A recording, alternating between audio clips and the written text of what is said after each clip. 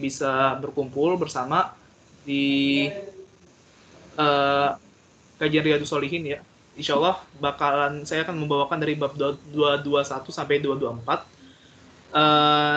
Di sini insya Allah kita akan membahas terkait puasa kayak gitu. Lebih spesifik lagi, insya Allah yang akan dibahas itu ada terkait sahur, berbuka, kemudian larangan untuk bercaci maki, berselisih ketika berpuasa, dan satu lagi itu ada permasalahan-permasalahan dalam puasa seperti itu. Baiklah, sebelum kita memulai agenda kita, marilah kita mulai dengan bacaan basmalah bersama-sama. Bismillahirrahmanirrahim. Baik, insya Allah akan dimulai dari bab 221. Dan insya Allah di bab 221 ada 4 hadis ya. Jadi ada 4 hadis. Mungkin akan saya bacakan terlebih dahulu hadis pertamanya, kemudian hadis selanjutnya bakalan saya pilih secara acak kayak gitu. Dan insya Allah nanti saya bakalan kasih komplementarinya dengan ada buku ya, ada kitab syarah atau penjelasan terkait Riyadhus Shalihin. Jadi mungkin daripada saya ngawur ya ngejelasinnya, mending saya merujuk ke sana aja kayak gitu. Oke, baiklah. Baik, kita mulai. Hadis pertama. Bismillahirrahmanirrahim.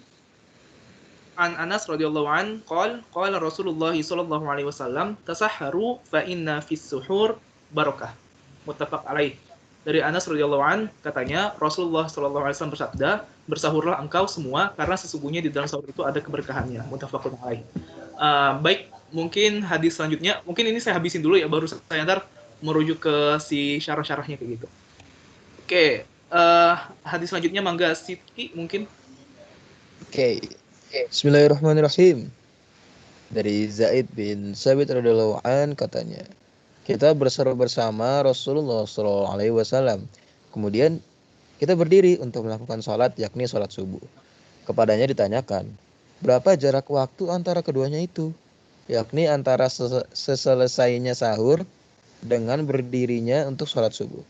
Ia menjawab, kira-kira cukup membaca 50 ayat. Muttafaq alaih. Oke, terima kasih Siti. Selanjutnya mungkin Deri, mangga Der. Artinya aja nggak apa? Ini kayaknya kalau misalnya bahasa Arabnya kayaknya terlalu kecil deh. Bismillahirrahmanirrahim. Nomor hadis 1228. Dari Ibnu Umar radhiyallahu anhuma, katanya Rasulullah SAW itu mempunyai 2 orang juru azan, yaitu Bilal dan Ibnu Ummi Maktum. Rasulullah SAW bersabda, sesungguhnya Bilal itu berazan di waktu masih malam, yakni sebelum menyingsingnya fajar siddiq. Maka makanlah dan minumlah engkau semua untuk bersahur, sehingga Ibnu Ummi Maktum berazan sebagai tanda masuknya waktu subuh. Ibnu Umar radhiyallahu anhu berkata, tidak ada jaraknya antara kedua orang zuru azan itu, melainkan kalau itu turun, yakni Bilal, lalu yang ini yakni Ummi Maktum naik. Maksudnya jarak waktu antara keduanya itu tidak terlalu lama. Muttafaq alaih. Oke, terima kasih Deri. Oke, selanjutnya mungkin Radit. Mangga Dit.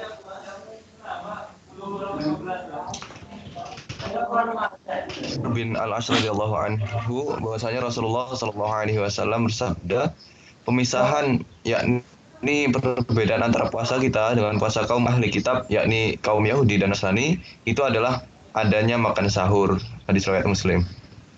Oke, baik, terima kasih kepada teman-teman yang telah membacakan. Mungkin aku bakal menjelaskan terkait secara tersuratnya dulu terkait apa aja nih yang dibahas pada hadis-hadis sebelumnya seperti itu. Nah, hadis nomor 1226 ini mengatakan bahwasannya Rasulullah SAW ini memerintah kita untuk bersahur karena di dalam sahur itu ada keberkahan seperti itu. Nah, kemudian hadis 1227 dan 1228 itu mengisyaratkan terkait kira-kira waktu sahur itu berapa sih kayak gitu. Biasanya Nabi SAW itu bersahur kapan kayak gitu. Maksudnya itu kan kita disunahkan untuk mengakhirkan sahur kan. Nah, itu mengakhirkan itu gimana seperti itu. Nah, ini dia di hadis 1227 itu mengatakan bahwasannya kira-kira cukup untuk membaca 50 ayat kayak gitu. Jadi jarak antara sahur dengan sholat subuh itu kira-kira cukup untuk membaca 50 ayat. Nah, kemudian hadis 1228 itu mengatakan bahwasannya jarak antara sahur dan sholat subuh itu ya menggunakan, jadi Nabi SAW itu dulu mempunyai 2 muazin, Yang pertama tuh Bilal, dan yang kedua adalah Ibnu Ummi Maktum. Si Bilal ini akan mengumandangkan azan ketika Fajar Shodiq belum menyingsing seperti itu. Jadi sebelum menyingsingnya Fajar Shodiq, Bilal akan mengumandangkan azan. Nah, pada saat itu maka kita diperbolehkan untuk makan, masih diperbolehkan untuk makan sampai azannya Ibnu Ummi Maktum. Nah, ketika Ibnu Ummi Maktum itu azan, nah itu kita sudah tidak boleh lagi makan seperti itu. Nah, ini yang pengisyaratan waktu sahur dari Nabi SAW kira-kira gimana seperti itu. Nah, kemudian yang satu lagi 1229 itu mengisyaratkan terkait perbedaan puasanya kita dengan puasanya para ahli kitab, yaitu kaum Yahudi dan Nasrani, adalah kita ada sahur seperti itu. Nah, mungkin biar lebih lengkap ya, kita bakal ngebahas sedikit dari sini. Mungkin nggak akan kubaca semuanya kayak gitu. Mungkin yang penting-pentingnya aja. Lebih ke aku menceritakan kembali ya, apa sih maksudnya di sini kayak gitu. Nah, kayak syarahnya itu yang pertama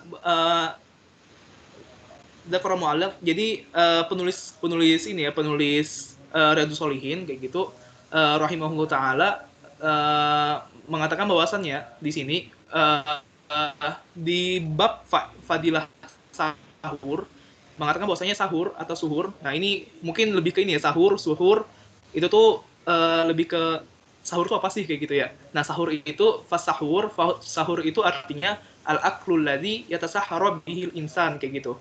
Nah, jadi sahur itu sebenarnya adalah al-aklu, makan-makan kayak gitu. Jadi kita makan, kita minum, nah itu. Alladzi yang yatasahharu bihil insan. Yang orang-orang manusia itu mengakhirkannya di malam hari seperti itu. Jadi kita makan-makannya itu di akhir malam seperti itu. Jadi kalau misalnya kita makannya itu ketika jam 12 malam, itu bukan sahur artinya. Jadi sahur itu adalah ya kita tuh makan di penghujung malam seperti itu. Nah, wasuhur ini ada sahur, ada suhur ya. Jadi sama aja sih sebenarnya. Nah, kalau suhur yang pakai domah itu dia itu berasal dari kata kerja, yaitu tasahhurul insan. Tasahhurul insan kayak gitu. Tasahhurul insan itu artinya manusia mengakhirkan di malam hari seperti itu. Jadi teman-teman, sahur itu bukan jam 12 malam kayak gitu, bukan jam 1 malam, bukan jam 2 malam, tapi sahur itu adalah kita makan di penghujung malam seperti itu. Nah, ini mungkin lebih ke definisi sahur itu apa sih sebenarnya. Nah, kemudian baru di sini nih di hadis pertama mengisyaratkan bahwasannya Nabi SAW itu menyuruh kita untuk bersahur. Tasahharu fa inna fis sahur barakah kayak gitu. Sahurlah kalian karena di dalam sahur itu terdapat berkah kayak gitu. Maka di sini mengisyaratkan bahwasanya Nabi itu memerintahkan wabayana dan menjelaskan, memerintahkan bahwasanya sahur itu wajib, dan bayana itu lebih ke menjelaskan bahwasanya di sahur itu ada berkah kayak gitu. Nah, berkahnya itu seperti apa sih? Nah, berkahnya itu adalah kita itu mengerjakan apa-apa yang diperintahkan oleh Nabi, dan ketika kita mengerjakan apa-apa yang diperintahkan oleh Nabi, maka itu adalah sesuatu perbuatan yang baik seperti itu. Nah, jadi semua yang ketika kita sahur itu, maka kita akan diganjar oleh pahala seperti itu. Makanya di dalam sahur ini ada berkahnya. Berkahnya ini adalah salah satu pahala, dan yang kedua adalah ma'unah 'alal ibadah, yaitu pertolongan dalam beribadah seperti itu. Jadi ketika kita sahur, kan kita mau puasa tuh. Nah, itu kan sebagai salah satu pertolongan kita ketika berpuasa. Jadi ketika kita berpuasa, kita lebih strong aja gitu ya daripada kita nggak sahur seperti itu. Soalnya sebelum berpuasa kita makan dulu, dan ini akan jadi cadangan makanan kita ke satu hari itu ketika kita puasa seperti itu. Makanya Nabi SAW itu menyuruh kita bersahur karena sahur itu ada berkah. Ada di sini, kalau misalnya di sini itu disebutnya ada 2 berkahnya ya. Jadi berkah yang pertama itu adalah pahala, yang kedua adalah ma'unah fil 'alal ibadah, pertolongan dalam beribadah seperti itu. Nah, oke, selanjutnya itu ada tamyiz bainal muslimin wal kufar amru matlubi fi syara'. Jadi ada perbedaan antara orang-orang muslim dan orang-orang kafir, yaitu ketika mereka berpuasa ya. Jadi ada orang Yahudi Nasrani itu juga ada puasa, tapi puasa mereka tidak ada sahurnya. Nah, kalau misalnya kita tuh ada sahurnya seperti itu. Oke, selanjutnya itu nah, ini dia yang mungkin agak sedikit panjang, yaitu terkait durasi sahur. Durasi sahur itu di sini di salah satu hadis tuh ada yang mengatakan bahwasannya sahurnya itu satunya kayak gitu kan, ada 2 muazin seperti itu kan. Dan ini nih kalau misalnya di sini tuh dikatakan bahwasannya syadzah itu syudzud itu lebih ke keraguan, masih ragu kayak kira-kira satu sama satu ini gimana gitu bentukannya. Itu jadi masih ada keraguan. Nah, jadi dijelasin di hadis satu lagi bahwasannya kata Zaid bin Sabit itu Zaid bin Sabit pernah bersahur bersama Rasulullah SAW dan jarak antara sahur beliau dengan sholat subuhnya itu cukup untuk membaca 50 ayat. Nah, 50 ayat itu kira-kira gimana sih? Jadi 50 ayat itu kira-kira 10 menit sampai 15 menit seperti itu.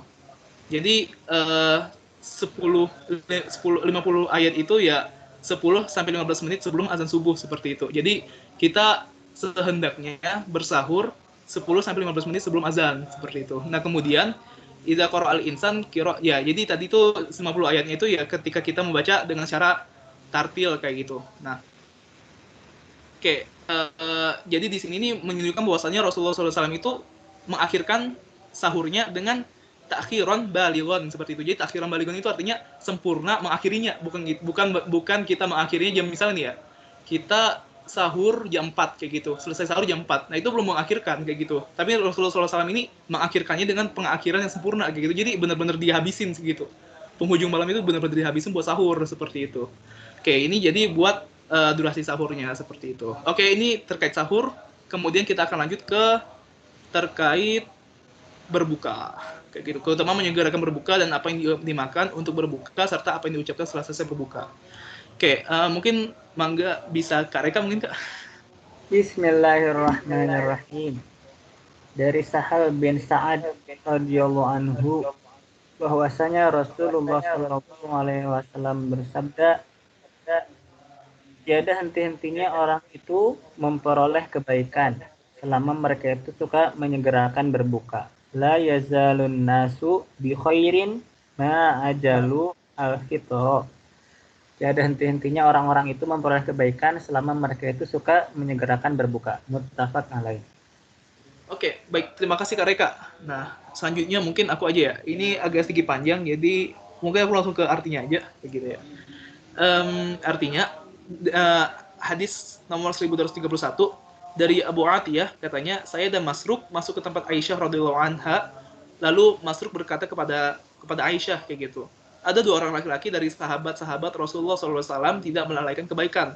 Yang seorang menyegerakan maghrib dan berbuka, sedang yang lainnya mengakhirkan maghrib dan berbuka. Aisyah lalu berkata, siapakah yang menyegerakan maghrib dan berbuka? Masruq menjawab, yaitu Abdullah.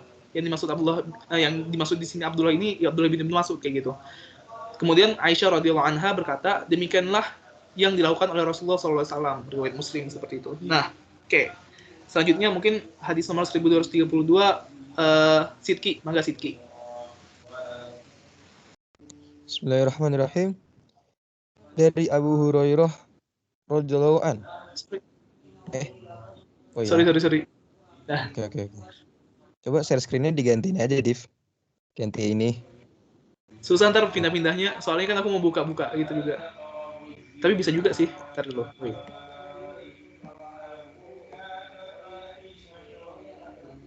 Siapa tuh? Aku tungguin.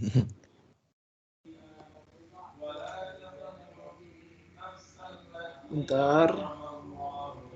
Ini di mana, Div? Di rusak. Oh, di rusak. Dah, mangga. Oke, siap. Nah, bismillahirrahmanirrahim. Dari Abu Hurairah radhiyallahu an bahwasannya Rasulullah SAW bersabda, Allah Azza wa Jalla berfirman dalam hadis qudsi, yang paling saya cintai dari antara hamba-hambaku ialah yang lebih menyegerakan berbukanya. Diriwayatkan oleh Imam Tirmizi dan ia mengatakan bahwa ini adalah hadis hasan. Oke, terima kasih Sidki.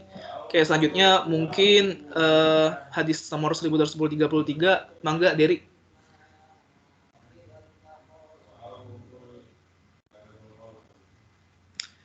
Derek, mangga Der.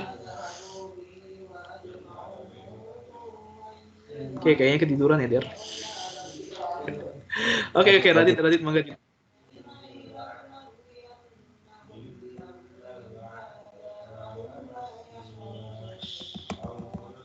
Udah saya aja lah. Mangga Ki. Oke, bismillahirrahmanirrahim. Dari Umar bin Al-Khattab radhiyallahu an katanya Rasulullah SAW bersabda, apabila malam telah menghadap, yakni datang dari sebelah ini, yakni dari sebelah timur maksudnya, dan siang telah berlalu dari sebelah ini, yakni sebelah barat, juga matahari telah terbenam, maka benar-benar sudah waktunya lah seseorang yang berpuasa itu berbuka, yakni jangan menunggu lama lagi. Muttafaq alaih. Oke, baik, terima kasih Ki. Oke, selanjutnya mungkin aku aja deh, soalnya kepanjangan. Terus satu lagi baru. Ada dua lagi sih. Oke, ini aku aja deh. Nomor hadis 1234 dari Abu Ibrahim yaitu Abdullah ibnu Abu Aufa radhiyallahu anhuma katanya kita berjalan yakni berpergian bersama Rasulullah SAW dan beliau SAW berpuasa. Nah, ketika matahari terbenam, lalu beliau bersabda kepada sebagian kaum yang mengikuti perjalanan itu, "Hai fulan, turunlah lalu masaklah roti itu dengan air untuk kita." Orang itu berkata, andai kata sore hari nanti, tentunya lebih baik kayak gitu. Maksudnya, oleh sebab tampak masih agak siang, maka alangkah baiknya kalau memasaknya itu nanti agak sedikit sore kayak gitu. Nah, beliau SAW itu bersabda lagi, turunlah lalu masaklah roti dengan air untuk kita. Orang itu berkata, sesungguhnya hari ini masih siang hari bagi tuan guna berbuka. Maksudnya itu masih terlalu siang nih untuk buka kayak gitu. Beliau SAW bersabda lagi, turunlah lalu masaklah roti dengan air untuk kita. Yang meriwayatkan hadis ini berkata, orang yang disuruh tadi lalu turun, kemudian ia memasak roti dengan air untuk orang banyak, dan kemudian Rasulullah SAW lalu minum, kemudian berkata, apabila engkau semua telah melihat waktu malam datang dari sebelah sini, yaitu sebelah timur, maka benar-benar sudah waktunya seseorang untuk berbuka puasa. Beliau bersabda demikian sambil menunjukkan tangannya ke arah sebelah timur, muttafaqun alaih. Sabdanya, ijdah dengan menggunakan jim, lalu dal, lalu ha, yang keduanya muhmala, artinya campurlah roti. Oh, ini cuman perkara vocabulary lah kayak gitu. Ijdah itu apa sih? Di sini kan di hadisnya itu ada ijdah kayak gitu. Nah, itu ijdah itu apa? Ijdah itu ya masak roti pakai air lah ceritanya gitu. Oke, selanjutnya 1235 mungkin aku lagi. Wa'an Salman dari Salman bin Amr ad-Dahabi asy-Syahabi radhiyallahu anhu dari Nabi SAW bersabda, jikalau seseorang di antara engkau semua berbuka, maka hendaklah berbuka atas kurma. Nah, tetapi apabila tidak menemukan kurma, maka hendaklah berbuka di atas air, karena sesungguhnya air itu suci. Diriwayatkan oleh Imam Abu Dawud dan Tirmidzi mengatakan bahwasanya ini adalah hadis hasan sahih seperti itu. Oke, selanjutnya mungkin Kak. Bismillahirrahmanirrahim. Dari Anas radhiyallahu anhu katanya Rasulullah SAW itu berbuka sebelum melakukan sholat maghrib atas beberapa buah kurma basah. Tetapi apabila tidak ada kurma basah, maka berbuka atas kurma biasa. Tetapi apabila tidak ada kurma, maka beliau Shallallahu Alaihi Wasallam minum beberapa teguk air. Diriwayatkan oleh imam-imam Abu Daud dan Tirmidzi. Dan Tirmidzi mengatakan bahwa ini adalah hadis hasan. Oke, baik, terima kasih Kak Reka. Oke, jadi mungkin sedikit review dari hadis-hadis ini ya, hadis-hadis di bab 222. Nah, yang pertama itu yang beberapa hadis ya, yang ini hadis 1230, kemudian hadis 1231 kayak gitu ya. Kemudian hadis 1232, hadis 1233 dan 1232 ini ya. Itu tuh masih terkait sunnahnya untuk menyegerakan berbuka kayak gitu. Nah, 1233 itu bukan sunnah sih, perintah untuk menyegerakan berbuka seperti itu ya. Nah, 1233 ini mungkin lebih ke perintah untuk menyegerakan berbuka, dan satu lagi itu kira-kira kapan kita berbuka seperti itu. Dan kemudian hadis 1234 juga sama, perintah untuk menyegerakan berbuka dan waktunya kapan kira-kira. Nah, kemudian 1235 itu tuh terkait makanan-makanan yang disunahkan ketika kita berbuka.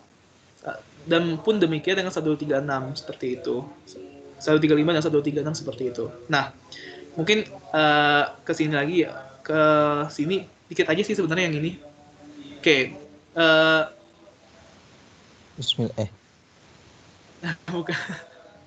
Belum. Nah, jadi di sini ada tiga permasalahan yang dibahas dalam hadis-hadis di bab ini. Yang pertama itu adalah ta'jilul fitr.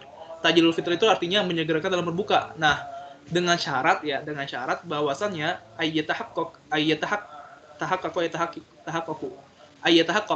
guru busyams kayak gitu. Jadi dengan syarat kita menyegerakan berbuka dengan syarat sudah yakin nih bahwasannya itu tuh udah maghrib seperti itu, sudah terbenamnya matahari kayak gitu. Liqaulin Nabi sallallahu alaihi wasallam fi hadithi Umar ibn Khattab alladzi saqahul mu'allif idza aqbala al-lail minha huna. Jadi ini nih berdasarkan hadis ya, hadis dari Umar ibn Khattab tuh yang Nabi SAW itu berkata bahwasannya ketika apabila malam hari itu telah datang dari sini kayak gitu. Jadi Nabi SAW itu menunjuk arah maghrib, arah masyrik itu arah timur, dan malam itu siang itu telah hilang dari sebelah barat kayak gitu. Nah jadi maka kita berbuka kayak gitu, waqad aftara shaim kayak gitu. Maka berbukalah orang-orang yang berpuasa seperti itu. Nah jadi waktu kita berbuka itu adalah ketika kita maghrib seperti itu, ketika guru Bisyams, matahari itu telah terbenam dan malam itu telah datang di sebelah barat seperti itu, sebelah timur seperti itu. Nah kemudian ini mungkin aku nggak terlalu bahas ya, ntar aja deh kalau misalnya keburu gitu. Tapi kayaknya nggak keburu. Jadi ntar nggak usah bahas ini. Nah kemudian yang kedua, ini tadi hadis-hadisnya tuh ada hadis-hadis pendukung. Hadis pendukung yang pertama tuh hadis fi'liyahnya. Hadis fi'liyah itu hadis yang lebih ke perbuatan Nabi SAW ya. Jadi yang perbuatan Nabi itu ditunjukkan ketika hadisnya Aisyah radhiyallahu anha kayak gitu. Nah ketika si Masruk sama siapa tadi namanya? Masruk sama dia masuk ya. Sorry. Masruk sama Atiyah ya. Jadi Atiyah sama Masruk tuh masuk kayak gitu kan, bertanya kira-kira siapa nih yang bagus nih gitu ya. Sorry ini kayaknya nggak share screen itu ya, nggak share screen yang satu lagi ya. Taruh.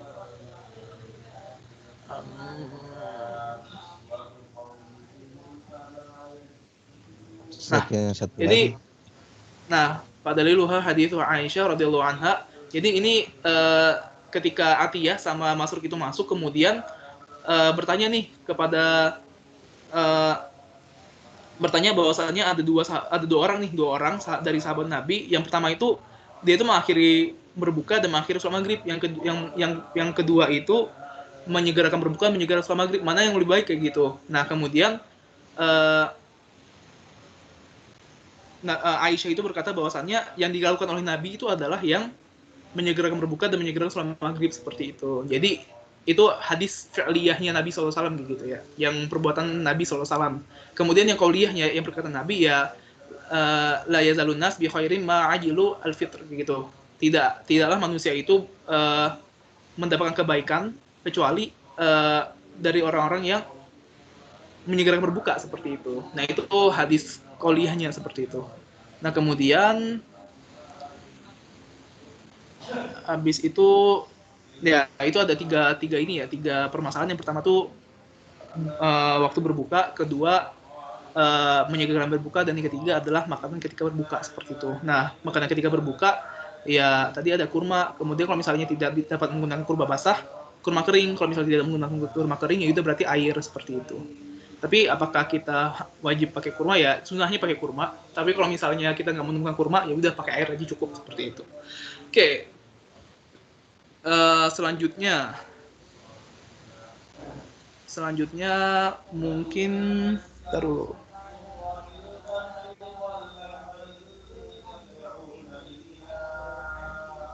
Nah, sip.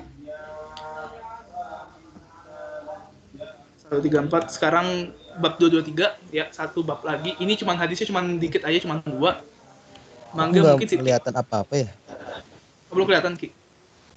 Iya, belum. Wait. Mereka kelihatan nggak Kang? Belum, ini sharingnya post katanya. Belum. Terus aku malah baca layar kosong. Sudah. Oke, sudah Ki.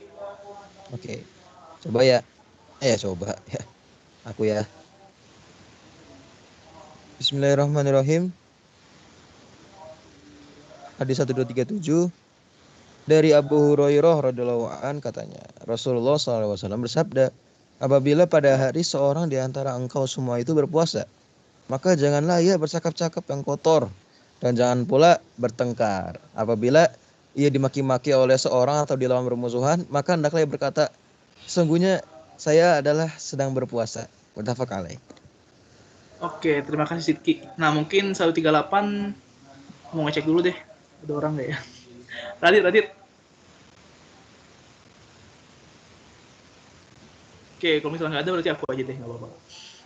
Oke, dari Abu Hurairah radhiyallahu anhu pula katanya Rasulullah SAW, Nabi SAW bersabda, barang siapa yang tidak meninggalkan kata-kata dusta dan tidak pula meninggalkan berkelakuan dan dengan dasar dusta, maka tidak ada keperluannya bagi Allah dalam perihal ia meninggalkan makanan minumnya. Maksudnya di waktu berpuasa itu hendaknya meninggalkan hal di atas agar pahalanya puasanya tadi berpahala, seperti itu. Riwayat Bukhari. Oke, mungkin di sini nih hadisnya sedikit ya, hadisnya cuma 2 doang. Yang pertama tuh mengisyaratkan bahwasannya ketika kita berpuasa, maka kita sehendaknya untuk menghindari bercakap-cakap kotor. Ya, jadi jangan sampai meso-meso, jangan sampai mengumpat seperti itu ya, jangan sampai berkata-kata kotor seperti itu, dan jangan pula bertengkar. Jadi ketika kita berpuasa, sebisa mungkin kita meninggalkan pertengkaran, perdebatan seperti itu, apalagi debat kusir seperti itu. Jadi kalau misalnya kita puasa, maka ya udah stop aja gitu. Kalau misalnya kita suka sering head comment di IG atau Twitter kayak gitu ya, itu stop kayak gitu, nggak boleh kayak gitu ya, soalnya kita berpuasa kayak gitu. Nah, apabila ia dimaki-maki oleh seseorang, jadi ketika kita dimaki-maki nih kayak gitu, ketika kita lagi berpuasa kemudian kita dimaki-maki, maka sehendaknya kita jangan melawan kayak gitu. Nah, jadi kita jangan melawan dan katakanlah bahwasanya aku lagi berpuasa kayak gitu, ditahan dulu kayak gitu, soalnya lagi berpuasa seperti itu. Oke, itu 137 dan 138 itu mengatakan bahwasannya ketika kita berpuasa maka seharusnya kita meninggalkan kata dusta yang kayak gitu, dan kemudian kita meninggalkan kelakuan dengan dasar dusta. Agar kenapa? Agar puasa kita berpahala kayak gitu. Jangan sampai ketika kita berkata-kata dusta atau kita berbuat dengan dasar dusta, maka puasa kita tidak diterima kayak gitu pahalanya. Oke. Itu secara tersuratnya ya yang kita bisa baca di hadis ini 137 138. Oke, mungkin mau share yang tadi.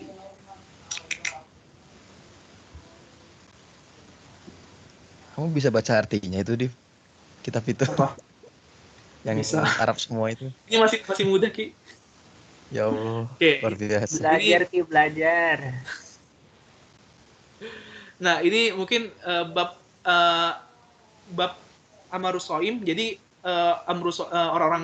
orang-orang berpuasa itu disuruh untuk menjaga lisannya, kemudian menjaga perbuatannya, dan menjaga dari apa? Dari perbuatan lisan itu dari apa? Dari mukhalifat. Mukhalifat itu mungkin pertengkaran, perselisihan kayak gitu. Dan dari perkelahian, bermaki-makian kayak gitu dan segala macamnya seperti itu. Wa nahwiha segala macamnya seperti itu. Nah jadi di sini nih apa sih maksudnya di sini hadis ini? Annahu yajibu 'ala shaim ayyatajanaba kulla qaulin muharramin kayak gitu. Jadi orang-orang berpuasa itu wajib untuk menghindari ya. Jadi di sini tajanaba itu artinya menghindari setiap perkataan-perkataan yang diharamkan seperti itu. Kayak misalnya kata-kata kotor, dusta, gibah kayak gitu. Wa kullu fi'lin mahrumin kayak gitu. Jadi bukan hanya perkataan dan perbuatan juga ya, perbuatan yang diharamkan. Li'an Allah Ta'ala innama faradus siyam min ajli taqwa kayak gitu. Karena kenapa? Karena Allah Subhanahu wa taala itu memerintahkan kita semua untuk berpuasa min ajli taqwa, dengan sebab takwa kayak gitu ya. Kama qala ta'ala, jadi kalau misalnya kita tarik ya dalilnya, ya ayyuhalladzina amanu kutiba alaikumusiyam kama kutiba alal ladzina min qablikum la'allakum tattaqun kayak gitu. Nah, jadi kan Allah itu memerintahkan kita untuk berpuasa agar kita bertakwa seperti itu. Makanya ketika kita berpuasa, maka hendaknya kita menghindari perkataan-perkataan yang diharamkan dan perbuatan-perbuatan yang diharamkan seperti itu. Nah, kemudian jadi secara simpelnya kayak gitu ya terkait syarahnya ini. Nah, kemudian kita lanjut lagi ke hadis selanjutnya. Hadis selanjutnya mungkin kok nggak bisa sih? Oh, bisa. Ada. Yay. Oke, mangga mungkin Kareka, Kak.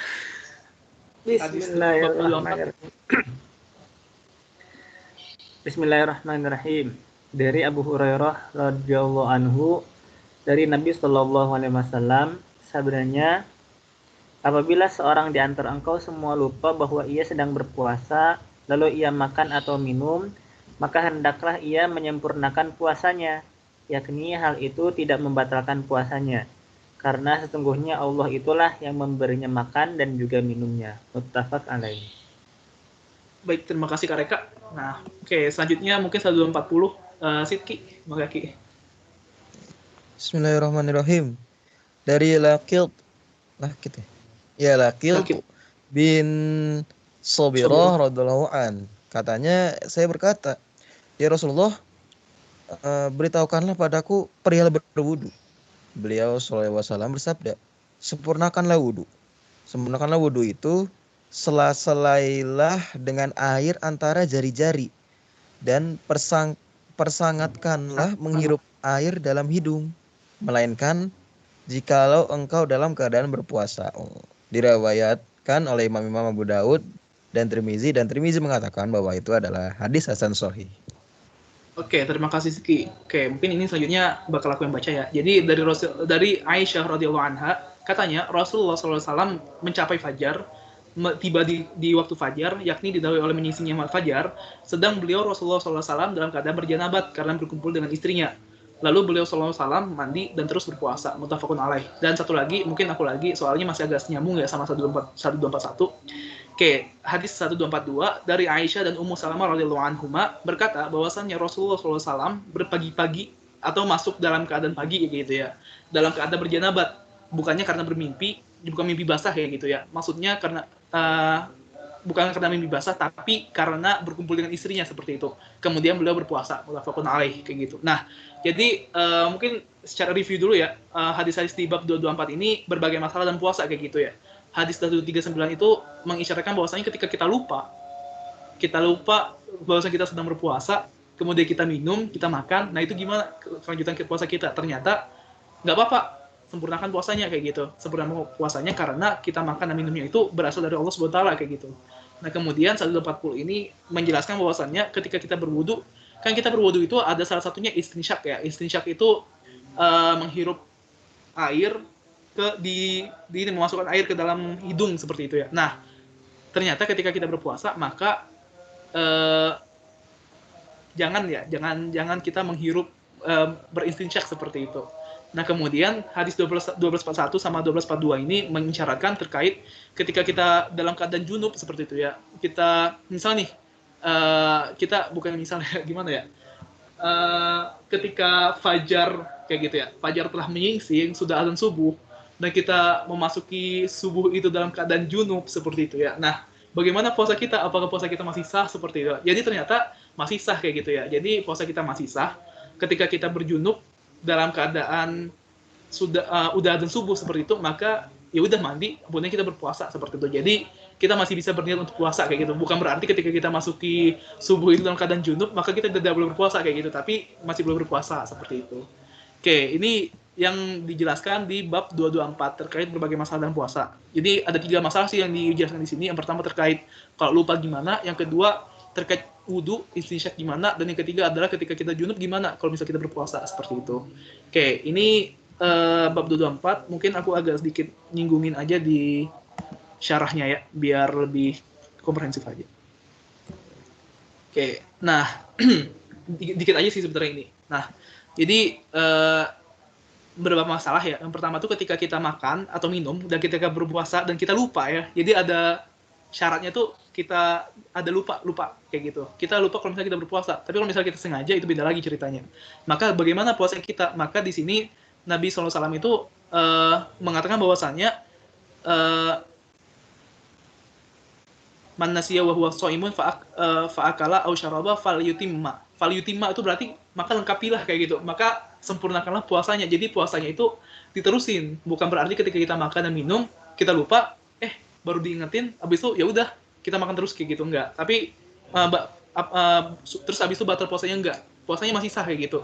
Nah, kemudian fa idza akalta aw syarabta walau syabi'ta wa rawaita kayak gitu. Nah, bahkan ya ketika kita apabila kamu makan aw syarabta atau kamu minum kayak gitu ya, walau syabi'ta, bahkan ketika kamu sampai kenyang kayak gitu ya, makan minum sampai kenyang dan kamu melihat dan sadar sih itu bahwasanya kamu tuh makan minum tapi wa anta nasin kayak gitu dan kamu itu lagi lupa seperti itu, maka wa anta nasim fi siyam, bahwasanya kamu tuh lupa kalau misal kamu tuh lagi puasa, maka fa inna shaumaka kamil kayak gitu. Jadi sesungguhnya puasamu itu kamil, lengkap kayak gitu. Laisa fihi naqsun, tidak ada pengurangan pahala puasa kayak gitu. Karena kenapa? Karena ya lihat qol falyutim masumahu kayak gitu. Maka hendaknya dia menyempurnakan puasanya kayak gitu.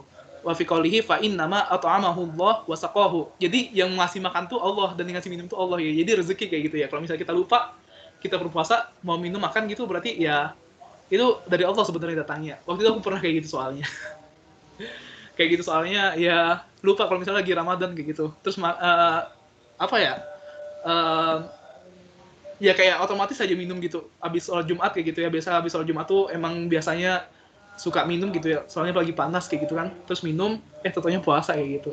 Ya udah nggak apa-apa. Dah abis itu dalilu ala anna fi'lan nasi la yansabu ilaihi wa innamal. Nah, kemudian kalau misalnya kita melihat ya. Kalau misalnya kita melihat ternyata nih ada teman kita, ini lagi puasa Ramadan misalnya, lagi puasa Ramadan, kemudian kita melihat bahwasanya teman kita lagi makan kayak gitu. Nggak tahu ini lupa atau enggak kayak gitu ya, tapi teman kita lagi makan kayak gitu. Nah, di sini dijelaskan juga bahwasanya bentar. Law ra'aita sha'iman ya'kul wa a'rafa annahu nasin. Jadi kalau misalnya kamu itu melihat bahwasanya seorang yang berpuasa itu sedang makan, wa a'rafa annahu nasin, dan kamu tahu bahwasanya diketahui bahwasanya orang itu lagi lupa, fahal ala an adkarah kayak gitu. Maka wajibkah kita untuk mengingatkannya kayak gitu? Maka dikatakan bahwasannya wajib kayak gitu untuk mengingatkan bahwasannya dia tuh lagi berpuasa kayak gitu. Jadi jangan sampai ketika kita melihat teman kita puasa Ramadan misalnya nih ya, dia tuh lupa terus dia makan kayak gitu ya, ngambil nasi kemudian ngambil lauk kayak gitu terus dia makan seperti itu. Kita kayak udahlah biarin, ini kan rezeki dari Allah, masa kita ingatin seperti itu, enggak gitu. Tapi kita ingatin ya kalau misalnya dia lagi berpuasa kayak gitu. Jadi jangan dibiarin kayak gitu. Li'anna akhaka idza adru bin nisyan wa anta alimta bih wajib alaika antadzkara kayak gitu. Jadi karena kenapa? Karena ketika saudara kita, ya saudara kamu, idza adra bin nisyan, ketika sedang tertimpa atau terkena lupa kayak gitu, wa anta alim tabih, dan kamu tuh tahu bahwasanya dia tuh lagi lupa kayak gitu, maka diwajibkan kepada kita untuk mengingatkannya. Karena karena walihad qala Nabi sallallahu alaihi wasallam idza nasita fadhkuruni. Jadi Nabi itu pernah mengatakan bahwasanya dalam sholat ya, kalau misalnya aku lupa, maka ingatin aku kayak gitu. Maka juga sama dengan kalau misalnya lagi puasa, lagi lupa, maka ingatan juga kayak gitu dan segala macamnya. Nah kemudian yang kedua adalah wudhu ya. Wudhu itu yang tadi bahwasanya kalau misalnya kita lagi wudhu kayak gitu ya. Yang pertama asbiril wudhu itu adalah menyempurnakan wudhu kita, dan yang kedua adalah wa khallil bainal asabi', yaitu menyela-nyela jari jemari ya. Di sini juga termasuk antara lain adalah asabi' ar-rajulain kayak gitu. Jadi jari jemari dari kaki kayak gitu, karena jari jemari dari kaki ini ya jarang-jarang seperti itu ya jaraknya. Jadi itu jangan sampai tidak tersekat seperti itu. Nah, kemudian adalah yang terakhir adalah wabala fil istinsyak kayak gitu. Jadi melakukan istinsyak. Tapi kalau misalnya kita lagi puasa, maka tidak perlu melakukan istinsyak. Dan terakhir adalah terkait junub ya. Jadi junub itu, jadi di sini hadisnya Aisyah radhiyallahu anha sama Ummu Salamah itu mengatakan bahwasanya Rasulullah SAW itu pernah masuk dalam subuh dan sedang masuk ke subuh hari, dan dia itu sedang berjunub. Maka gimana? Maka puasanya tetap aja kayak gitu. Maka kita boleh berniat untuk berpuasa. Setelah subuh kita masih berjunub, maka kita diwajibkan untuk mandi, kemudian kita sholat dan boleh untuk berpuasa seperti itu. Oke, mungkin cukup sekian ya hadis-hadis dari bab 221 sampai 224. Mungkin ada pertanyaan, dipersilahkan. Oke, bismillahirrahmanirrahim. Mana ada? Suara aku gemuk ya? Enggak. Oh enggak. Ini aku mau tanya. Kemarin ada bahasan sih sama teman-teman gue. Kayak itu kan tadi jadi jelas ya. Kayaknya sunahnya menu untuk berbuka itu kan tadi kurma basah yang pertama, terus kurma kering, habis itu air putih. Ini aku jadi kayak bisa jawab pertanyaan yang kemarin sih, kayak berarti kalau misalnya kita buka pakai sari kurma itu bukan ini ya, bukan masuk sunnah ya? Nah, baik, terima kasih Sidki. Nah mungkin tidak termasuk ini ya, tidak termasuk sunnah ya. Soalnya yang disunahkan itu jelas ya, cuman kurma basah, kurma kering, air putih kayak gitu. Jadi nggak termasuk sari kurma di dalamnya. Oke, berarti olahan kurma nggak masuk intinya gitu ya? Iya, coklat kurma kayaknya nggak juga sih. Tapi nggak tahu juga kalau misalnya coklat kurma tapi dalamnya itu ada kurma kering kan bisa jadi ya kan. Oke, oh iya, sama ini bagi PPT-nya ya nanti ya, lumayan nih hadis-hadisnya biar berdasar aja nanti kalau jawab. Thank Oke. you. Kitabnya mah kayaknya aku belum bisa baca. Nggak apa-apa. Malah kemarin Oke, mungkin ada nanyanya lagi. pakai Kapan nanya itu? apa? Ditanya di mana di Himatika? Bahasan grup kajian aja sih. Grup kajian SD. Oke. Karena kemarin bukan olahan kurma, bahkan liquid kurma nanyanya. Kan kacau ya. Ya udahlah. Oke. Ya udah. Ini ada juga sih di sini. Aku belum baca sih yang ini, yang laisa indi rotbun wala tamrun walakin indi khubzun wa ma'un ayyuhuma aftar alaihi. Naqul aftaru 'alal ma' kayak gitu. Jadi ya tadi kan dikatakan bahwasannya ada 3 nih peringkatnya. Kalau nggak ada kurma basah, kurma kering. Kalau nggak ada kurma kering, air. Jadi, nah di sini dikatakan bahwasannya kalau misalnya aku nggak punya kurma lah ya, ini kurma basah dan kurma kering kayak gitu ya. Rotbun kurma basah, tamrun kurma kering.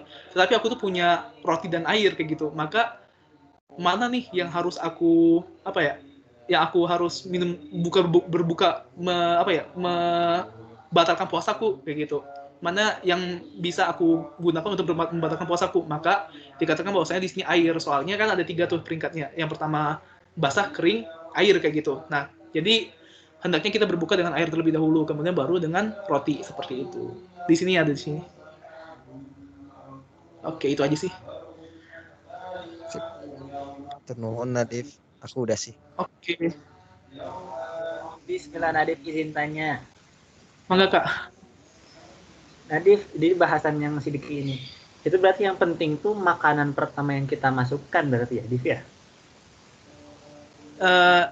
Bener Kak, coba saya cerna dulu di sini. Dan Nabi arsyada ila dalika wa qala innahu tuhur yatahharu ma'an. Lidzalika amarna alaihi sallallahu alaihi wasallam al-ma. Oke. Iya, yang pertama kali dimakan gitu Kak. Jadi sebetulnya kalau misalkan kita menunya air putih sama gorengan, kita buka air putih. Itu sudah sesuai dengan yang Nabi Sallallahu Alaihi Wasallam perintahkan gitu ya? Benar, soalnya, iya benar Kak, di situ sudah sesuai sih dengan apa yang diperintahkan. Wallahu alam juga sih Kak sebenarnya. Soalnya kalau misalnya saya baca di sini, itu tuh dia itu menjawab bahwasannya berbukalah dengan air seperti itu. Walaupun ada khubzun kayak gitu, ada roti kayak gitu ya. Tapi di sini dikatakan bahwasanya maka berbukalah dengan air kayak gitu. Soalnya Nabi SAW itu mengisyaratkan seperti itu kayak gitu. Nah, tapi di sini tidak ada penjelasan lebih lanjut terkait rotinya mau diapain kayak gitu. Ya, tapi kalau misalnya saya sendiri, mungkin interpretasi saya sendiri Kak, itu mungkin minum dulu, habis itu baru makan kayak gitu, makan roti. Yes. Jadi seharusnya setiap orang itu bisa ya melaksanakan setidaknya minimal dari 3 poin tadi, kurma basah, kurma kering, sama air. Air Kak, air sih. Pasti air pasti bisa sebetulnya kan ya? Pasti bisa Kak, iya benar. Oke. Siap. Baik, hatur nuhun Nadif. Sama-sama Kak. Mungkin berbukanya, yang mungkin membatalkan pakai air gitu Kak ya? Yes, membatalkannya betul. Oke, makasih Kak pertanyaannya. Oke, mungkin nggak ada lagi ya pertanyaan? Aku udah Nadif. Hatur nuhun. Oke, sip. Baik, karena sudah selesai, karena sudah jam 6.25 juga ya, tak terasa sudah 1 jam kita melakukan pertemuan ini. Nggak 1 jam juga sih, kurang kayak gitu, tapi nggak apa-apa lah, di final 1 jam kayak gitu ya. Jadi alhamdulillah kita sudah membahas terkait sahur kayak gitu ya. Ternyata sahur itu, mungkin aku mau agak sedikit rangkum ya apa yang telah kita bahas hari ini. Yang pertama tuh sahur itu diperintahkan oleh Rasulullah SAW ya. Jadi Rasulullah SAW itu memerintahkan kita untuk sahur. Dan kenapa? Karena di dalam sahur itu ada banyak berkahnya kayak gitu. Yang pertama itu adalah pahala, dan yang kedua itu adalah pertolongan dalam beribadah kayak gitu. Maksud beribadah di sini adalah berpuasa. Jadi kalau misal kita berpuasa, ketika kita sahur, maka insya Allah akan lebih kuat lah ya kayak gitu. Ada pertolongan soalnya sebelum kita makan kayak gitu. Jadi masih ada energi yang tersisa ketika kita berpuasa seperti itu. Nah, dan sahur itu adalah ya berasal dari kata tasaharo. Tasaharo itu artinya mengakhiri malam. Jadi makan-makannya itu di akhir malam, bukan di awal malam atau di pertengahan malam kayak gitu, tapi di akhir kayak gitu. Dan kemudian yang kedua, akhir malam itu kapan? Akhir malamnya itu ternyata dari Rasulullah SAW sendiri itu dari Zaid bin Sabit sendiri mengatakan bahwasannya jarak antara sahur dan sholat subuh adalah 50 ayat. 50 ayat itu antara lain 10 sampai 15 menit sebelum azan subuh seperti itu. Nah, kemudian yang ketiga terkait bentar, coba saya lihat lagi kalau lupa sih.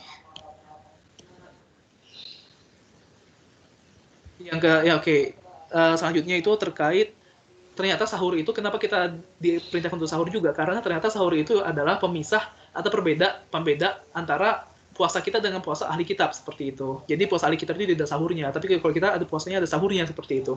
Maka kita diwajibkan diperintahkan untuk bersahur seperti itu. Nah, kemudian selanjutnya itu ada terkait menyegerakan berbuka. Jadi kita jangan sampai kita berbuka tuh entar-entar aja mau nambah pahala lagi kayak gitu, enggak gitu. Jadi ketika kita sudah melihat bahwasannya matahari itu terbenam seperti itu ya, kemudian sudah muncul malam di sebelah timur kayak gitu, maka kita hendaknya wajib untuk menyegerakan berbuka seperti itu, walaupun dengan air kayak gitu ya. Jadi makanannya apa aja? Makanannya itu yang pertama tuh air, yang pertama tuh kurma basah, yang kedua kurma kering. Kalau misalnya nggak ada kurma basah, kurma kering, berarti air seperti itu. Jadi hendaknya kita menyegerakan dengan ya minum air seperti itu kalau misalnya kita tidak menemukan kurma basah dan kurma kering seperti itu. Nah, kemudian yang ketiga itu terkait hal-hal yang tidak boleh dilakukan oleh orang-orang berpuasa, antara lain ya yang pertama itu adalah berkata-kata kotor, dan yang kedua adalah memaki-maki. Dan kalau misalnya kita sedang dimaki-maki, maka hendaknya kita jangan marah ya, dan jangan melawan, tapi berkatalah sesungguhnya saya ini sedang berpuasa seperti itu. Dan kemudian jangan sampai kita melakukan perkataan-perkataan dusta dan bertindak berdasarkan dusta seperti itu. Karena kenapa? Karena ternyata puasa ini diperintahkan Allah karena Allah ini ingin kita menjadi orang yang bertakwa seperti itu. Nah, kemudian yang bab 224 terkait masa-masa di puasa. Yang pertama, kalau misalnya kita lagi lupa, kita sedang berpuasa tapi kita lagi lupa kalau misalnya kita berpuasa dan kita makan dan minum, maka nggak apa-apa nih makan dan minum seperti itu.